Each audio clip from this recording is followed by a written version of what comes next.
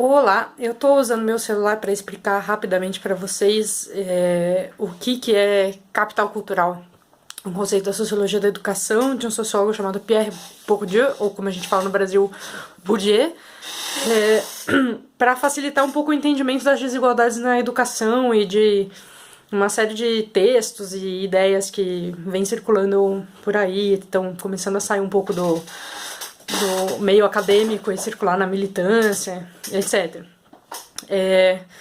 Então, o conceito de capital cultural, para a gente entender ele, a gente tem que entender antes um conceito que também o Bourdieu que elaborou, que chama cultura legítima. Cultura legítima, ou como alguns dizem, a cultura culta, nada mais é do que um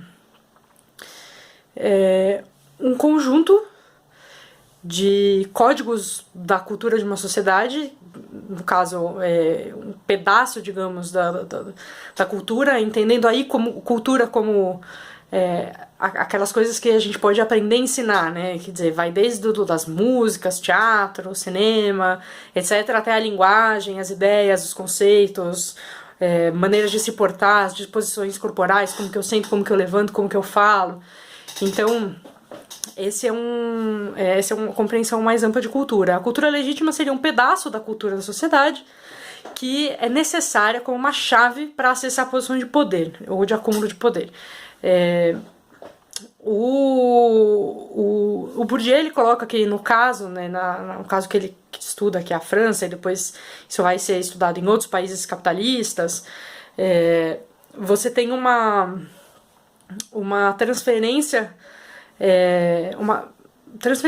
uma centralidade da educação, então da transmissão de cultura nesse sentido mais amplo, né, para a instituição escolar. E a instituição escolar, ela tem uma série de ferramentas para fazer essa transmissão, mas ela não faz a transmissão de todo esse conteúdo cultural, né? A escola, ela tem um pedaço dessa cultura que é transmitido, que é reforçado, que é tratado como legítimo, e aquilo que não estava dentro desse pedaço é tratado como ilegítimo. Por exemplo, se você pensar na maneira de falar o português, a gente fala o português, a gente faz, a gente fala o português falado de mil maneiras diferentes, com diferentes códigos, com diferentes sotaques, com diferentes maneiras de interpretar, e apenas algumas vão ser consideradas corretas, ou a norma culta. Acho que até o termo culta aí é bem interessante, né?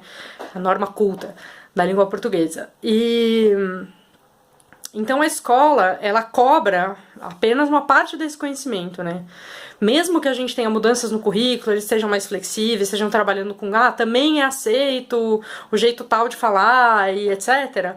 Ainda assim, para você acessar as posições de poder na sociedade, por exemplo, fazer um vestibular, escrever uma boa redação do vestibular, ou não sei, conseguir um cargo político, ou enfim, ser bem visto de alguma maneira, você ainda precisa falar de certas maneiras ou dominar certas normas, né? Então, a escola, ela é responsável por transmitir essas normas. A ideia de capital cultural tem a ver com o quanto dessa cultura legítima, o quanto desse pedaço considerado legítimo para acessar posições de poder, né, dentro da sociedade, pedaço da cultura, o quanto disso você carrega de fora do sistema escolar, né? O quanto disso você, ou às vezes até você aprende dentro, mas assim, o quanto disso você carrega. Então, se a gente pensar que, por exemplo, uma pessoa que está lá desde que é bebezinho na barriga da mãe, escutando histórias escritas em português na norma culta, os pais falam em português na norma culta, ela escuta Chico Buarque, e etc. Essa pessoa, ela tem um contato, ela tem um domínio, né, assim, quase automático dessa norma culta, e aquilo faz sentido. Quando essa pessoa chega na escola, ela está numa posição de vantagem em relação a outras pessoas que não tiveram esse mesmo contato. Quer dizer, se você tem uma criança que escuta Chico Buarque e chegar na escola para aprender a norma culta, é muito mais fácil para ela ler os textos, porque é aquela língua que ela fala todo dia. Para uma criança que não fala aquela língua todo dia, quer dizer, que fala um outro português no seu cotidiano, mais oralizado, com marcas regionais, etc., essa outra criança ela vai ter muito mais dificuldade de entender, ela tem como se ela tivesse que aprender uma nova língua. Então, o Bourdieu chama, né, explicando de um jeito simples, capital cultural, o domínio que se tem da cultura legítima, né? Então, ele utiliza o termo capital justamente por causa do acúmulo de poder que vem com isso. Quer dizer, a facilidade que você tem para acessar posições de poder aí na sociedade, né? Desde poder político, Estado, etc.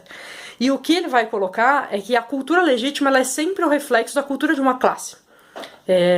A cultura legítima ela não é um